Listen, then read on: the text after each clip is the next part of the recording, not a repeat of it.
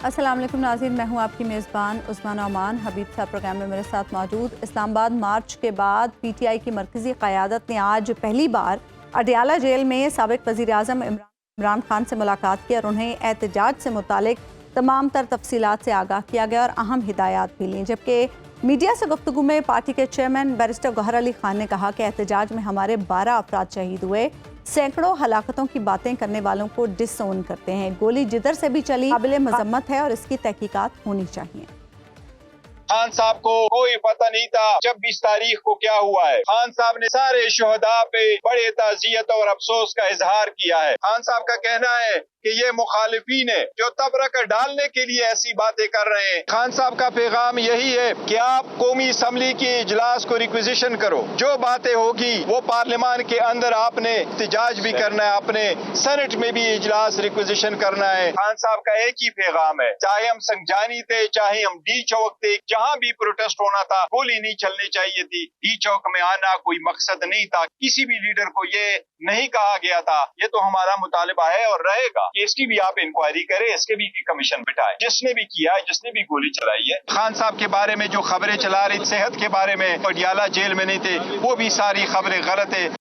दूसरी तरफ पीटीआई की मरकज़ी क़यादत से मुतालिक बाज़ पार्टी रहनुमाओं के तहफ़्फ़ुज़ात हैं कि वो एहतजाज के मौके पर बाहर नहीं निकले, उनके नाम FIRs तक में नहीं आते, इसलिए उनके खिलाफ वाइट पेपर तैयार किया जाएगा। एहतजाज से मुतालिक अली मोहम्मद खान की एक मुबैना ऑडियो भी सामने आई है, जबकि दूसरी जानिब वज़ीर आज़म शहबाज शरीफ ने आला सतह की जॉइंट टास्क फोर्स कायम कर दी है, जो 24 से 27 नवंबर के दौरान रियासत मुखालिफ प्रोपेगेंडा करने वालों की निशानदेही करेगी और 10 रोज़ में अपनी सिफारिशात हुकूमत को पेश करेगी। काबीना इजलास में वज़ीर आज़म का यह कहना था कि धरने ने मुल्क में हिजानियत क्या पैदा कर दी।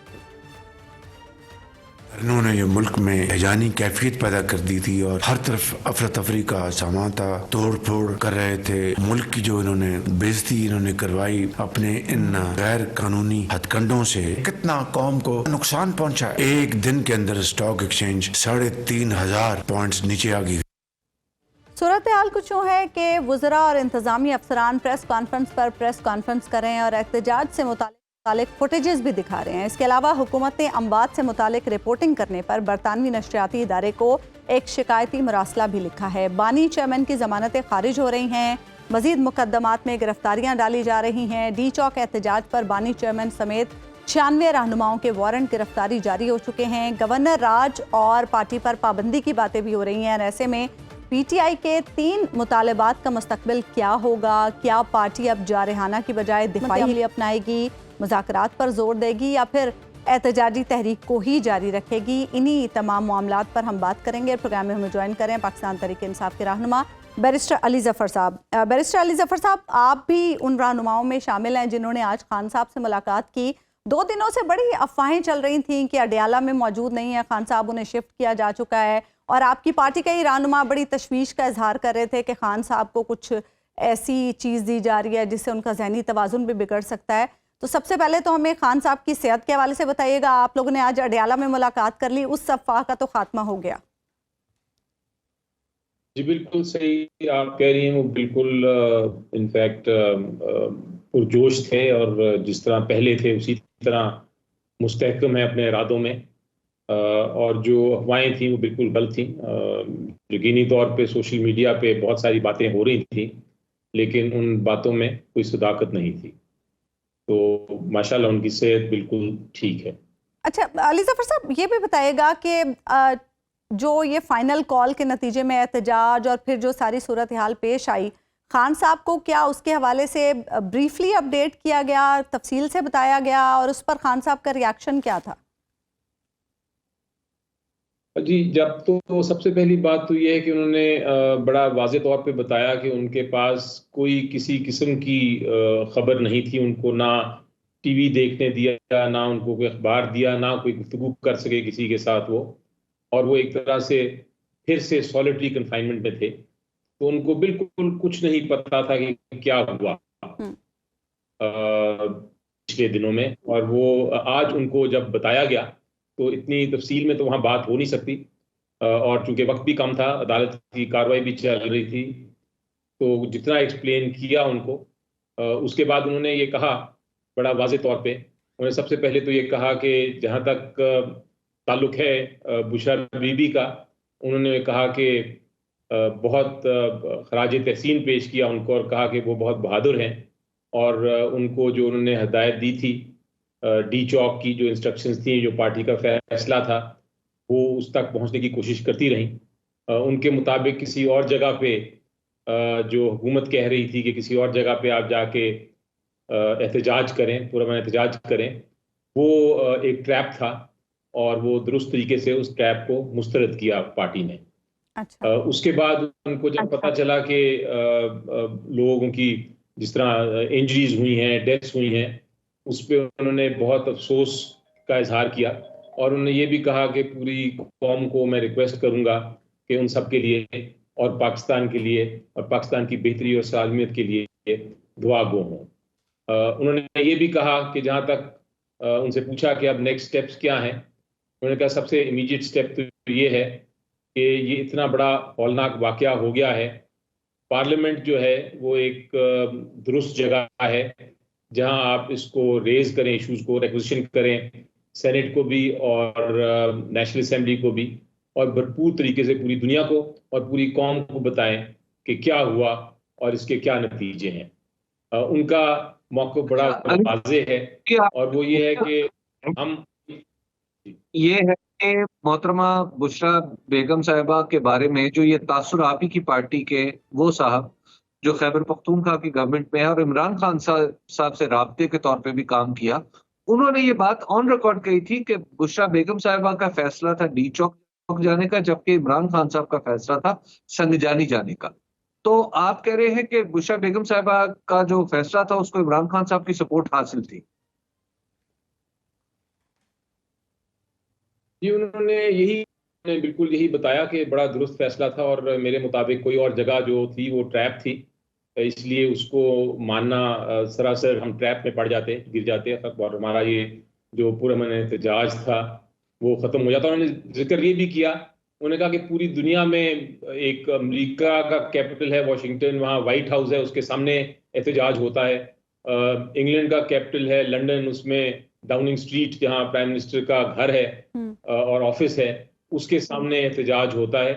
तो इसी तरह पेरिस में और सारी दुनिया की उन्होंने एग्जांपल्स दिए और उन्होंने कहा कि हमने एहतजाज करने का मकसद ये होता है, आप एक पुरअमन एहतजाज जब करने जाते हैं तो मकसद ये होता है कि आप लोगों को अपनी जो शिकायत हैं और दुनिया को अपनी जो शिकायत है, बिलखुसूस हुकूमत करने वालों को जो आपकी शिकायत हैं उनको एक तरह से उजागर करें और शिकायत सामने पेश करें। तो उनका ये कहना था और मैं उससे बिल्कुल एग्री करता हूं कि हम बिल्कुल एक्सपेक्ट नहीं कर रहे थे कि इस तरह जुल्म किया जाएगा, गोलियां बरसाई जाएंगी, लोगों को मारा जाएगा। ये जो हुकूमत का एक तरह से गैर कानूनी आइन के खिलाफ वर्जी की, उन्होंने ह्यूमन राइट्स की वायलेशन की, बुनियादी हकूक की खिलाफ वर्जी की, ये सारे जो हुकूमत ने हरकत की एक पुरअमन एहतजाज को रोकने के लिए, ये इससे जाहिर होता है कि हुकूमत एक तरह से इस कोर्स पे जा रही है जहां वो तसादुम चाहते हैं खुद ही। तो अली जफर साहब, आप इस सारे मैटर को पाकिस्तान तहरीक इंसाफ पार्लियामान के फोरम पर उठाएगी, खान साहब ने ये हिदायत दी हैं? जी, उन्होंने इमीडिएटली तो ये हिदायत दी हैं कि आप इसको पार्लियामेंट में उठाएं और ये भी कहा है कि आप पेशावर में और KPK में इस पे एहतजाज भी करें, क्योंकि वहाँ आप कर सकते हैं, पंजाब में शायद आप नहीं कर सकते, यहाँ बहुत सख्ती है, लेकिन जहाँ आपकी हुकूमत है वहाँ आप एहतजाज भी करें। और उन्होंने ये भी कहा कि आप भरपूर तरीके से इसको इंटरनेशनल कम्युनिटी के सामने भी इस मामले को उठाएं, ये जो बुनियादी हकूक और इंसानी हकूक की जो खिलाफ वर्जी हुई है। तो ये उनकी फिलहाल हिदायत थी। अच्छा। और कहा आगे जाके क्या करना है उसकी वो बाद में मुशावरत से बताएंगे कि आगे क्या अमली है।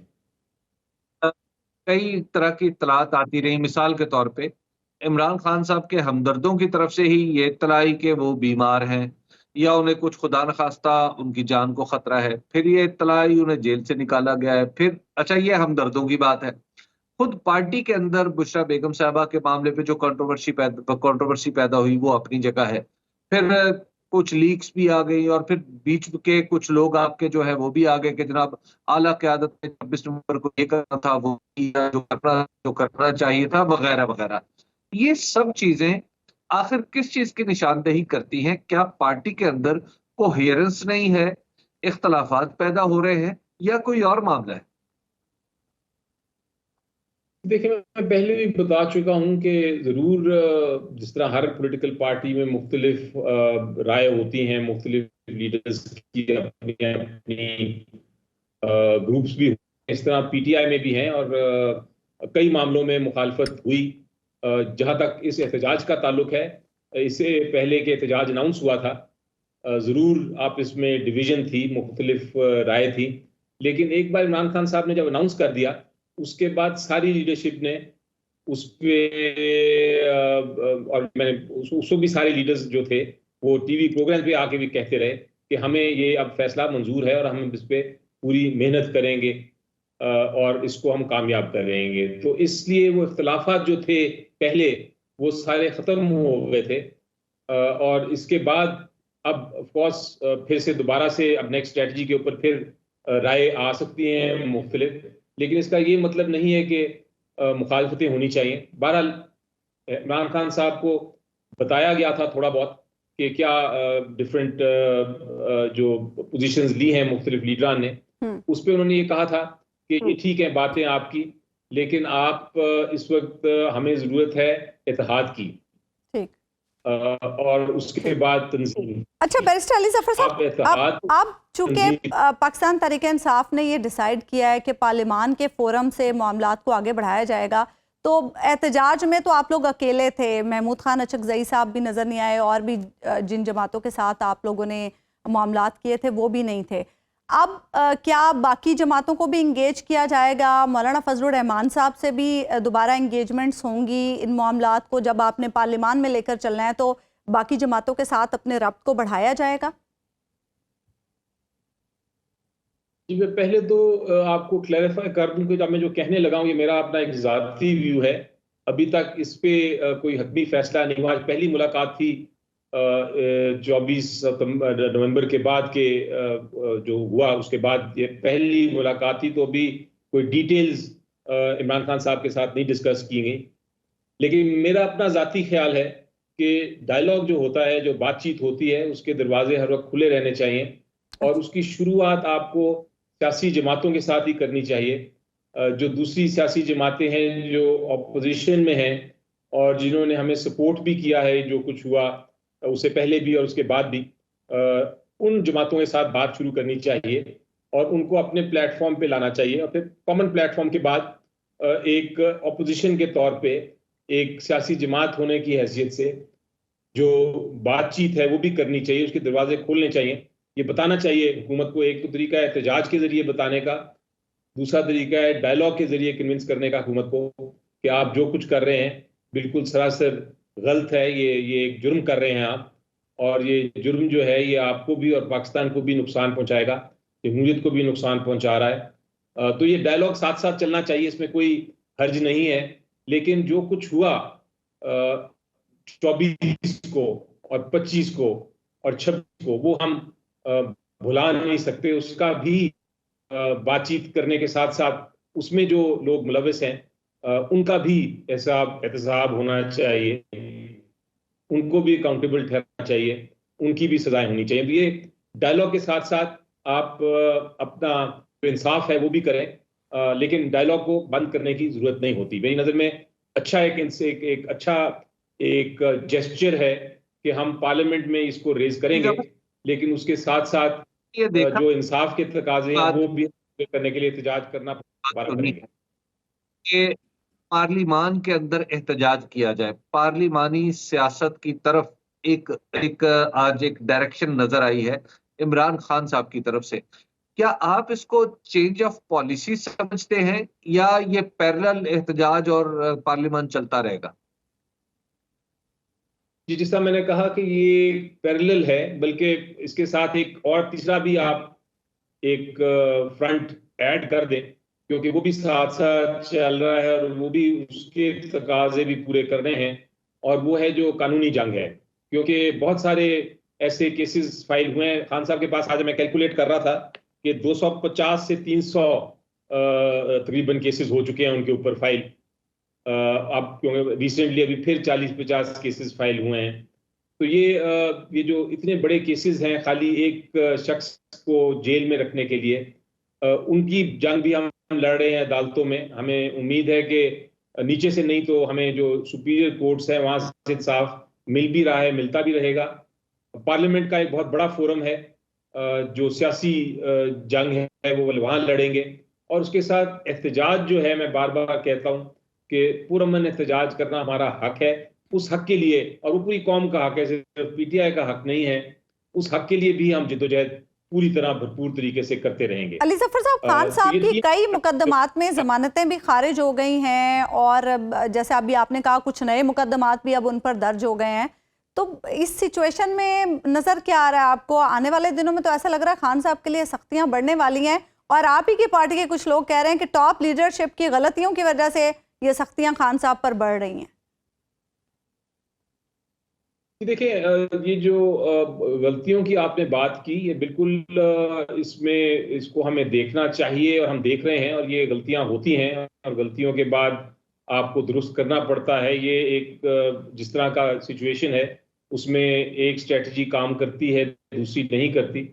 लेकिन मेरा ख्याल है कि ये कह देना कि कोशिश नहीं हो रही, जिद्दोजहद नहीं हो रही, हर फोरम हर फ्रंट पे हो रही है। बिल्कुल मेरी नज़र में हर कोई अपना अपना किरदार अदा कर रहा है, और कुछ ज़्यादा कुछ कम। लेकिन जो सिंसियर लोग हैं वो इस काविश में पूरी तरह हमारे साथ सपोर्ट कर रहे हैं।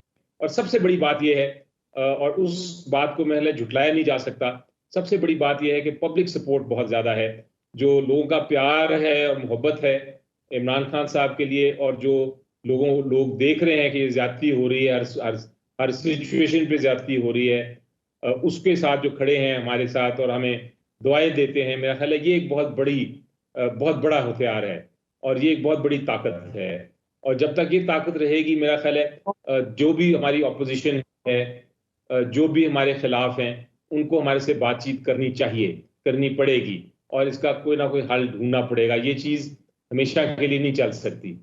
ये कौम को, मुल्क को नुकसान पहुंचा रही है, हमें इसको सॉल्व करना है। लेकिन सोल हुई है 26 तारीख को, क्या गलती समझा जा रहा है पार्टी के अंदर, या 26 तारीख को अपने साथ होने वाली ज्यादती के हवाले से याद रखा जाएगा? जी बिल्कुल, मेरा ख्याल है कि ये एक तरह से हक हमने इस्तेमाल किया, कौम ने इस्तेमाल किया, पीटीआई ने नहीं, सिर्फ कौम ने इस्तेमाल किया एहतजाज का हक जो आइन देता है, और उसको कुचला गया, बेदर्दी से कुचला गया, और ना इंसाफी के साथ कुचला गया, और गैर आइनी और गैर कानूनी तरीके से कुचला गया। तो मेरा ख्याल है कि हम इंसाफ की और आइन की और रूल ऑफ लॉ की साइड पे खड़े हैं, और हमें कोई किसी किस्म की शर्मिंदगी नहीं होनी चाहिए। हम बिल्कुल दुरुस्त राह पे चल रहे हैं, और जो जिन्होंने गलती की, शर्मिंदा उनको होना चाहिए। कोशिश करेंगे और करते रहेंगे, क्योंकि मेरी नजर में ये नेता जो एक प्रोटेस्ट है वो हमारा हक है और पूरी कौम का हक है, और वो हम उस हक के लिए लड़ेंगे, अपनी आज़ादी के लिए लड़ेंगे। वो तो चलता रहेगा जैसा मैंने कहा फ्रंट पे, लेकिन उसके साथ साथ पार्लियामेंट में भी डायलॉग की गुंजाइश भी पैदा करेंगे, और उसके साथ साथ जो कानूनी जंग है वो भी हम अदालतों में लड़ते रहेंगे। ठीक है, बहुत बहुत शुक्रिया बैरिस्टर साहब, आप प्रोग्राम में हमारे साथ मौजूद थे। एक ब्रेक हम लेंगे नाज़रीन यहाँ पर, और ब्रेक के बाद वापस आएंगे तो हबीब साहब से गुफ्तगू करें। वेलकम बैक नाज़रीन। हबीब साहब, तहरीक इंसाफ 24 नवंबर के बाद से एक बार फिर ज़ेरे अताब है। आज फाइनल कॉल के बाद से आज मुलाकात हुई है रहनुमाओं की बानी पीटीआई से, और उसमें बैरिस्टर गौहर साहब ये बता रहे थे कि बानी पीटीआई को 26 नवंबर के वाक़े का कुछ इल्म नहीं था। और सेकेंडली अब जो चीज़ सामने आई है वो ये कि पाकिस्तान तहरीक इंसाफ अब एहतजाजी सियासत नहीं बल्कि पार्लिमानी सियासत करेगी। खान साहब ने कहा है कि पार्लिमान के दोनों ऐवानों में मामलात को उठाया जाए। तो आपको क्या लग रहा है, इस पार्लिमानी सियासत से पाकिस्तान तहरीक इंसाफ कुछ हासिल कर पाएगी?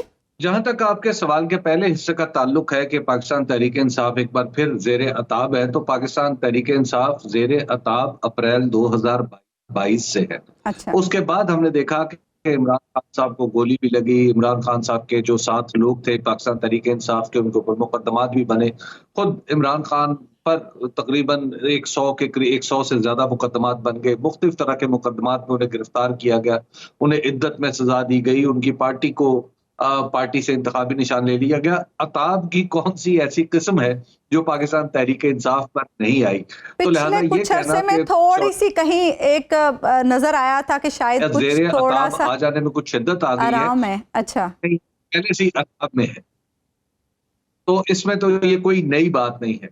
हाँ, आप इसको यूं कह लीजिए कि अताब ने एक नया रुख या नया एक्सक्यूज तलाश कर लिया है। पहले कभी कुछ था, तो इस वक्त यह है कि अच्छा जी, आपने पाकिस्तान के अंदर दहशतगर्दी की कोशिश की। अब ये वो इल्जाम है जो असल साबित नहीं हो पा रहा। ये नैरेटिव बनाया जा रहा है कि आप आए क्यों, यानी पाकिस्तान के लोगों को ये बताने की हुकूमत कोशिश कर रही है कि एहतजाज करने का हक अब आपके पास नहीं रहा। आप ये नहीं कह सकते कि आप कोई एहतजाज करेंगे, और एक खालिस्तन गैर जमहूरी कानून बना के उस एहतजाज के हक को रोका गया कि जी आप इस्लामाबाद के अंदर उसकी लिमिट्स के अंदर एहतजाज नहीं कर सकते। ये क्या तरीका है? आप कल को सारे मुल्क के बारे में कानून बना दे तो क्या मान लिया जाएगा? तो लिहाजा ऐसा तो नहीं है। तो अब ये जो एहतजाज करने को जुर्म करार दिया जा रहा है, ये दरअसल नैरेटिव का हिस्सा है। इस इल्जाम के अंदर सदाकत बिल्कुल नहीं है। ये कहा जाए कि जनाब आप फलां जगह क्यों नहीं रुके थे, फलां जगह क्यों नहीं रुके थे, या फलां जगह क्यों आए थे, ये पाकिस्तान के अंदर सवाल उठता ही नहीं है। और चाहे जाए कि उसके ऊपर उसे कहा जाए कि जनाब अताब की वजह बन गई है। हाँ, फिर दूसरी बात यह है, जो अताब है, जिस सूरत हाल को आप अताब कह रही हैं, वो अताब नहीं है, अताब डालने की कोशिश है। अच्छा। हुकूमत के पास उन मुतय्यन इल्जामात का जवाब नहीं है जो उस पर आ रहे हैं, जो उस पर लगाए जा रहे हैं, उन इल्जामात का जवाब नहीं है। इसीलिए बार बार प्रेस कॉन्फ्रेंसेस की जा रही हैं। आज भी 3 प्रेस कॉन्फ्रेंसेस हुई हैं। ये मुतय्यन इल्जाम लग रहा है कि गोली चली, वो चली है या नहीं चली। अब हुकूमत को ये साबित करना है कि उसने गोली नहीं चलाई। दूसरी तरफ से ऐसे लोगों के नाम सामने आ चुके हैं जो मुतासरीन हैं, जो अपनी जानें हार चुके हैं, जो जख्मी हैं। जब ऐसी, अब नंबर्स क्या है, उन नंबर्स को छोड़ दे। ये वाकया तो हुआ है ना, अब ए या बी या सी किसी एक मौके पर वो एहतजाज गरज से या किसी और वजह से मौजूद थे डी चौक पे, तो क्या उन्हें रोका जाना था या उन पर गोली चलनी थी? ये है सवाल बुनियादी। ठीक। अच्छा हबीब साहब, पार्लिमानी सियासत देखिए, जहां तक पार्लिमानी सियासत का ताल्लुक है, या आप इसको ये समझ लीजिए कि जो सियासत है ये पार्लिमान में भी चलती है, पार्लिमान के बाहर भी चलती है।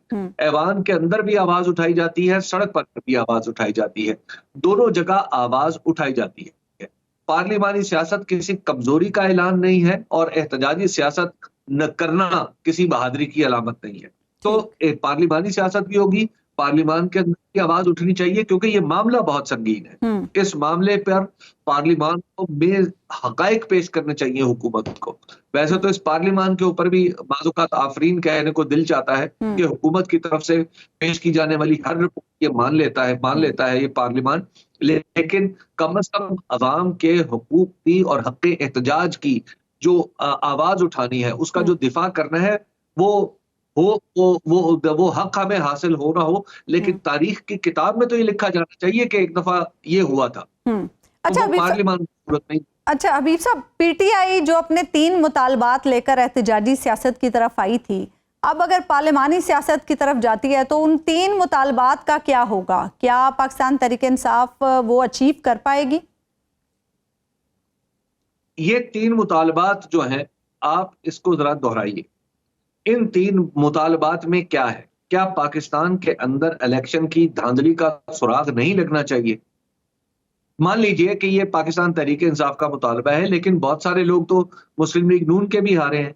जावेद लतीफ साहब हमारे ही प्रोग्राम में कई बार कह चुके हैं कि धांधली उनके साथ हुई है, ऐसा कहा है ना उन्होंने। तो क्या इलेक्शन में धांधली का सुराग नहीं लगना चाहिए? पाकिस्तान तहरीक इंसाफ के लोग ही नहीं हारे, मुस्लिम लीग नून के भी हारे।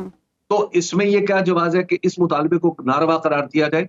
पाकिस्तान के 2024 के इलेक्शन में सिस्टमेटिकली धांधली हुई, इस बात को मजीद सबूत की जरूरत नहीं है। ठीक। अब जवाब ये तलाश करना है कि किसने की और क्यों की, ठीक। ये इस सवाल का जवाब तलाश कर लें। सही। चलिए आप बाकी सब को छोड़ दें, जावेद लतीफ साहब के इल्जामात पे तहकीक शुरू कर दें कि कहां हुई, हाथ पे PMLN के लोगों को बुला के पूछ लें कि कैसे हुई। ये तो सारे मामला सब सामने है।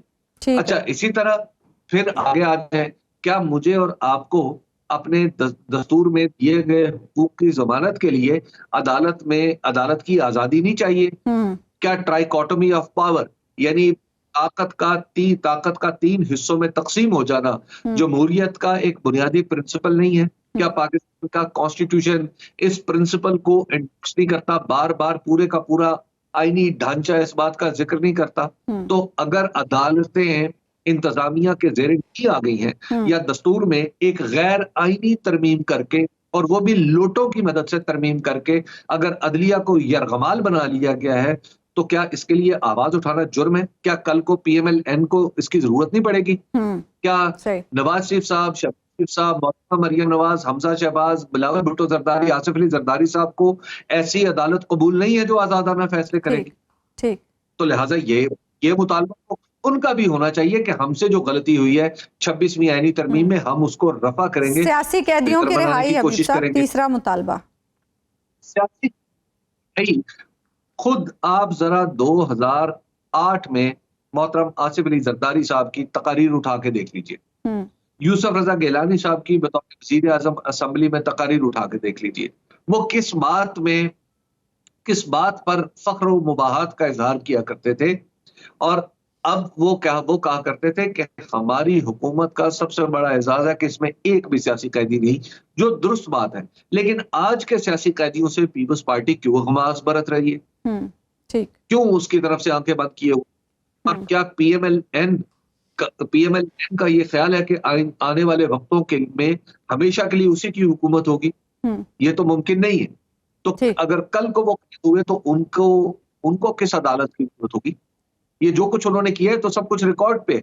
कल को हम नहीं होंगे, हमारे जैसे कोई होंगे, और वो रिकॉर्ड उठा के PMLN को दिखा दिया करेंगे कि सर ये तो आप ही ने की थी, आप ही के बुजुर्गों ने की थी, आप ही के अकाबिर ने की थी। अच्छा हबीब साहब, पाकिस्तान तहरीक इंसाफ के अंदर से अब आवाजें उठ रही हैं, कुछ रहनुमा ये इल्जाम लगा रहे हैं कि मेन लीडरशिप की गलतियों की वजह से खान साहब पर सख्तियां मजीद बढ़ने वाली हैं। आज बैरिस्टर गौहर ने जब मीडिया से गुफ्तगू की तो उन्होंने कहा कि मुक़तदरा से मुज़ाकरात के बारे में अभी कुछ कह नहीं सकता।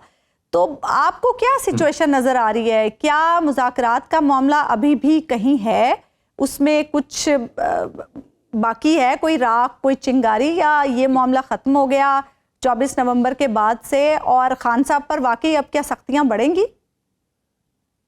जहां तक PTI के अंदरूनी इख्तलाफात का मामला है तो वो किसी भी पॉलिटिकल पार्टी के अंदर दिखाई भी देते रहते हैं, होते भी रहते हैं और होते रहने भी चाहिए। इसी तरीके से पार्टियां बढ़ती हैं, खुद PMLN के अंदर इख्तलाफात रहते हैं, रहे हैं और होने चाहिए। पीपल्स पार्टी के अंदर मुख्तलिफ अप्रोचेस हैं, लेकिन जाहिर है जब हुकूमत में होते हैं लोग तो उनकी जो बाहमी इख्तलाफात है वो इस तरह खुल के सामने नहीं आते।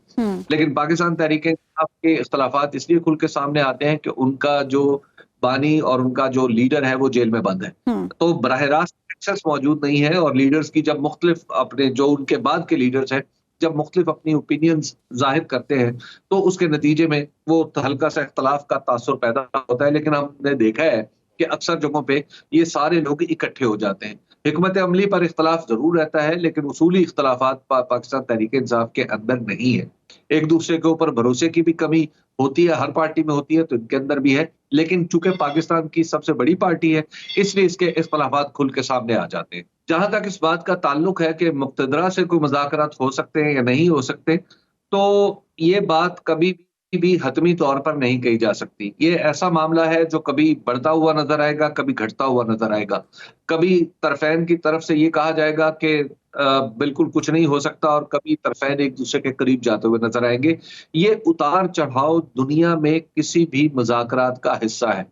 बल्कि मैं इसको थोड़ा आसान फहम अंदाज में अगर वाजे करने की कोशिश करूं तो देखिए, जब हम अपने बच्चों के रिश्ते करते हैं ना, तो घर में बैठ के एक बाकायदा मजलिस होती है जिसमें हर रिश्ते के हर रिश्ते के प्रोज एंड कॉन्स पे गौर किया जाता है, ठीक। लेकिन वही बातें जब रिश्ता तय हो जाए तो फिर बाद में नहीं दोहराई जाती।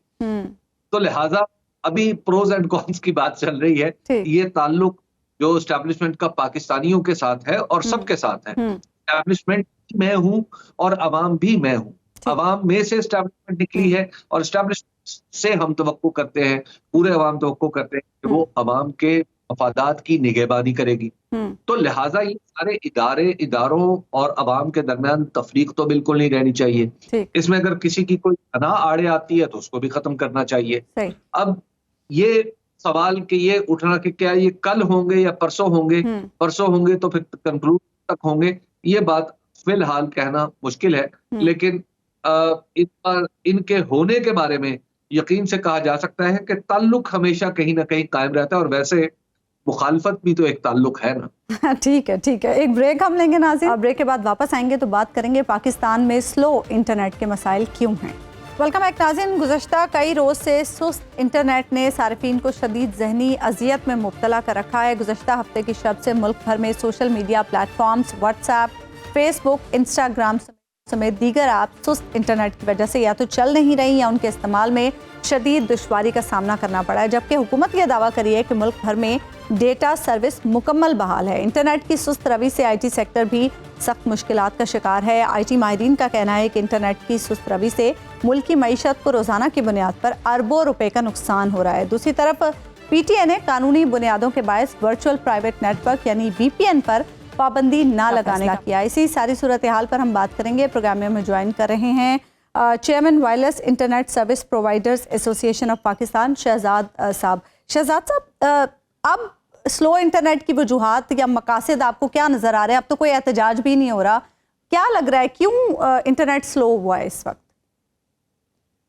जी, सबसे पहले सबको अस्सलाम वालेकुम। चीज़ें जो हैं वो काफ़ी अरसे से आपको पता है, पिछले तकरीबन 6 माह से हम लोग जो हैं वो इसी के पीछे चल रहे हैं कि कभी इंटरनेट तेज़ हो जाता है, कभी ऐप्स जो हैं वो चलना शुरू हो जाती हैं, कभी रुक जाती हैं। उसके बाद फिर अभी रिसेंटली आपको पता है कोई जलसा वगैरह एक जो पार्टी कर रही थी, उसके बाद जो है मामलात कुछ ज़्यादा ही ख़राब चल रहे हैं पिछले 2-3 दिन से, और काफ़ी सारी एप्लीकेशंस जो हैं वो बिल्कुल कुछ नेटवर्क के ऊपर बिल्कुल रिस्पॉन्स नहीं कर रही। फॉर एग्जांपल आपकी टिकटॉक जो ज़्यादा पब्लिकली यूज़ होती है, या इंस्टाग्राम, वो बहुत से लोगों का यही रिस्पॉन्स है कि शायद वो गवर्नमेंट ने जो है वो ब्लॉक की हुई है। अब इसका एग्जैक्ट आंसर जो है वो तो बेसिकली गवर्नमेंट ही दे सकती है, लेकिन मुझे ये लगता है कि शायद वो जो आप और हम सुनते रहे हैं अपनी फायरवॉल और वेब मैनेजमेंट सिस्टम, मुझे शायद उसकी थोड़ी बहुत कारस्तानी जो है ना वो लगती है। अच्छा। अब बेहतर तो गवर्नमेंट जवाब दे सकती है इस बारे में। ये बताइएगा कि इंटरनेट की रफ्तार या इंटरनेट का डाउनलोड या अपलोड डेटा कंट्रोल क्या मुकम्मल तौर पर हुकूमत के पास है? हुकूमत के पास कोई ऐसी टूटी है जिससे इंटरनेट की रफ्तार कम या ज्यादा की जाती है? नहीं, बेसिकली टूटी तो आप नहीं कह सकते, लेकिन चीज़ एक सिंपल अगर आम टर्मिनोलॉजी में देखें तो अगर एक जगह पे एक चौक में एक नाका लग जाए और उधर 2-4 पुलिस वाले खड़े हों और वो हर गाड़ी को चेक कर रहे हों, तो वो फिर आप समझ सकते हैं कि उसके पीछे कितना जो है वो क्यू बन जाता है। तो इंटरनेट की ट्रैफिक भी उसी तरीके से चल रही है। अगर फायरवॉल बीच में लगी हुई है और वो हर पैकेट को वो चेक कर रहे हैं कि उसमें से क्या गुजर रहा है, तो वो डेफिनेटली वो जो बाकी के पैकेट्स होंगे वो उनको थोड़ा सा लैग और स्लो का जो वो सामना करना पड़ता है। ये बिल्कुल सेम आम जिंदगी वाला ही एक एग्जांपल है। आपको ऐसा तो नहीं लगता कि हमारी गवर्नमेंट जो है वो अभी इतनी केपेबल नहीं हुई कि उसने अगर एक चीज बंद करनी है तो वही एक चीज बंद हो, वो एक चीज को बंद करने के चक्कर में सब कुछ ही बंद हो जाता है? कहीं ऐसा तो नहीं हो रहा हमारे साथ? कुछ ऐसा ही जो है ना वो फील हो रहा है, क्योंकि ये एक फायरवॉल की अपग्रेडेशन का जो गवर्नमेंट ने एक अपना पॉइंट ऑफ व्यू पेश किया था पिछले 2-4 माह पहले, उसके बाद से ये मसले जो है ना बहुत ज्यादा बढ़ गए हैं। तो अगर आम नजर में देखा जाए तो उसमें तो यही महसूस हो रहा है कि जैसे जो फायरवॉल है वो सही तरीके से या तो वो चल नहीं रही या मैनेज नहीं हुई। अच्छा। तो या उसको अभी थोड़ा सा टाइम शायद लगे कि उसको बेहतरी की तरफ लाने के लिए। अच्छा, एक तरफ ये बताइए, एक तो इसकी साइड है जो कंज्यूमर साइड है, यानी अगर मैं कोई ऐप देखना चाहता हूं तो मुझे वो ऐप चलती हुई नहीं मिलती, लेकिन दूसरी साइड वो भी है जहां पर लोग रोजगार कमा रहे हैं, लोग फ्रीलांसिंग कर रहे हैं, लोग यूट्यूब पे काम कर रहे हैं और इस तरह के दीगर बेशुमार एवेन्यूज हैं जिनका मुझे तो इल्म भी नहीं है, लेकिन फ्रीलांसर्स अच्छा बता सकते हैं। क्या उनके काम पर भी असर आता है? जी बिल्कुल, यही सबसे बड़ा मसला जो है ना वो यही है, क्योंकि अगर आम पब्लिक के पॉइंट ऑफ व्यू को देखें ना तो वो इतना बड़ा मसला नहीं है कि अगर किसी ने 2 घंटे टिकटॉक ना भी चलाई तो कोई इशू नहीं है। लेकिन कुछ लोग ऐसे हैं जो टिकटॉक के ऊपर अपना कंटेंट डाल रहे हैं, ठीक है, जिस तरह आपका अपना भी जो है वो क्लिप्स जो है वो आ रहे होते हैं, तो वो उधर से लोग जो है ना वो अर्निंग कर रहे हैं, लोगों के घर चल रहे हैं, इंस्टाग्राम के ऊपर से चल रहे हैं, इसी तरह मुख्तलिफ ऐप्स के ऊपर चल रहे हैं। तो अगर वही ब्लॉक हो जाएंगी तो उनके वो जो मामलात हैं रोजगार के, वो जो है डिस्टर्ब होने का एक जो है ना वो कभी इम्कान है। इसी तरह से मुख्तलिफ जब आप देखते हैं जब ब्लॉकेज आ जाती है या इंटरनेट स्लो हो जाता है तो डेफिनेट सी बात है कि अगर आपका कोई आगे एम्प्लॉयर है जिसने ऑनलाइन आपको कोई काम दिया हुआ है करने के लिए और वो आप उसको इन टाइम जो है वो नहीं दे पा रहे, तो वो अगली दफा तो आपको वो काम नहीं मिलेगा। ठीक है, ठीक है, बहुत बहुत शुक्रिया शहजाद अरशद साहब, आप प्रोग्राम में हमारे साथ। प्रोग्राम का वक्त खत्म। नाज़रीन, आपसे मुलाकात होगी इंशाल्लाह कल अल्लाह ने के बाद।